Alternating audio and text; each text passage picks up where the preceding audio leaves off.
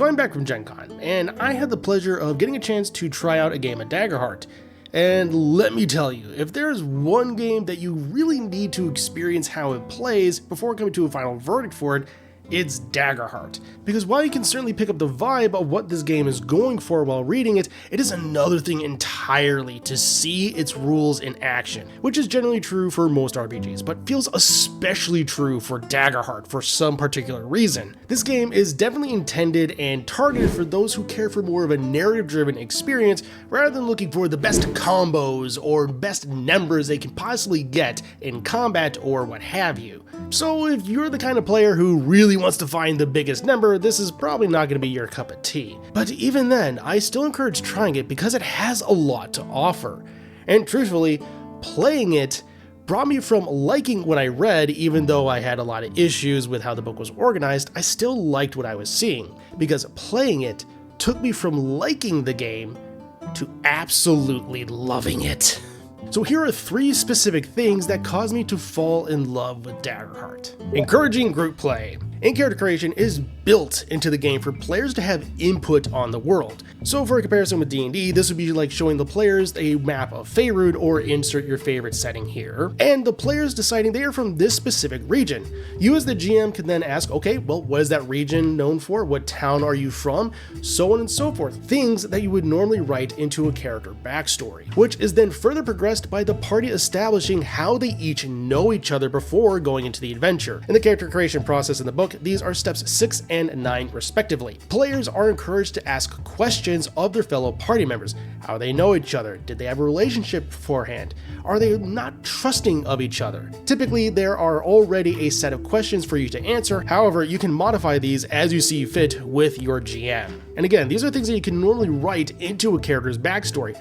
But the fact that this is built into the game seems to just create a different sensation of really trying to work together as a party, even before the game begins. And honestly, forming this is just as much fun as playing the game itself. You could spend all of session 0 doing this, and it wouldn't feel like a waste of time because it felt like you did play the game even though you didn't really roll any dice, because you're just bouncing ideas off your fellow players and GMs and just more or less coming up with a campaign right then and there and seeing where it can go. It's really fun and really interesting and dynamic. It creates not only for a way for players to be invested within the world, but also their fellow players right from the get-go. Again, this is something you can do in other games, and honestly, you probably should be doing it, but the fact that it's built into the mechanics of Daggerheart really feels special. Hope and fear. The hope and fear mechanic within Daggerheart is this game's resolve mechanic, and it's fairly straightforward. You effectively have a 2d12. You determine before you roll which one is going to be the hope die and which one's going to be the fear die. And when you do so, I recommend making sure they are as, well, distinct as possible. That way it can be a bit more clear as to which one you are rolling. Like games such as D&D or Pathfinder, you have a very specific number that you are trying to beat. However, unlike those games, when you roll the 2d12, you're going to add them together. Then you're going to determine which one was the higher roll. So let's say we're trying to beat a number 15. Hope was rolled with a 6, while fear was rolled with a 5. In that die roll, you rolled with hope with a total of 11. You may have failed the check, however you can check off hope on your character sheet. Hope can be used in a wide variety of ways, such as helping allies, as well as using various hope abilities, and a myriad of other things that's really worth digging into its own video for, as this is just a quick overview. But then the opposite is also true. So let's say our fear die rolled with a 10, while our hope die rolled with a 7. In that instance, we rolled with fear, so even though we succeeded, the DM gets a point that they can use at any point in the game to throw a little bit of a wrench in the works. In the game I played in, I was trying to lift a log with a fellow player. And well, wouldn't you know it, I succeeded, but I also rolled with fear. So the DM got a point and then he used it in that moment to basically trigger a combat. The reason why I really like the hope and fear mechanic is that it's not just a simple pass-fail. The narrative is always being pushed forward when you're rolling. However, the method in which it is being pushed forward is going to be largely determined right then and there. Is it going to be a good outcome or is it going to be a bad outcome? We'll find out. Also, it should be noted that if you roll doubles on the die, then that is a critical. So Worth noting there, and also I should say this is a real oversimplification. I do want to talk about hope and fear later down the road and more in depth because there's a lot to talk about. Then thirdly, combat. Unlike games in Dungeons & Dragons or Pathfinder where you have a set order of initiative in which you are doing combat, Daggerheart, it's a bit more free-flowing. You determine right then and there who is going when.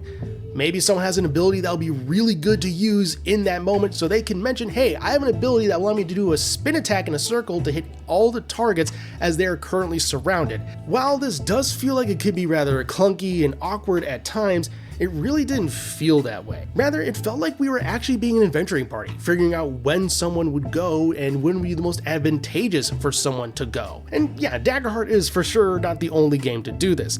However, it just feels really dynamic and really interesting.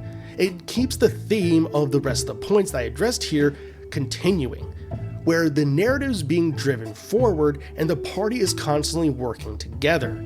And you want to help your party members since you have inter-party connections already pre-established due to step 9 in the character creation process. And don't get me wrong, it will feel strange at first.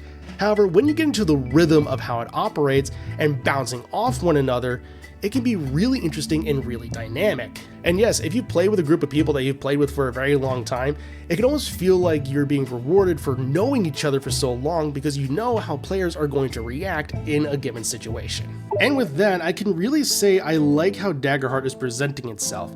It's presenting itself as a game where you have to work together as a group.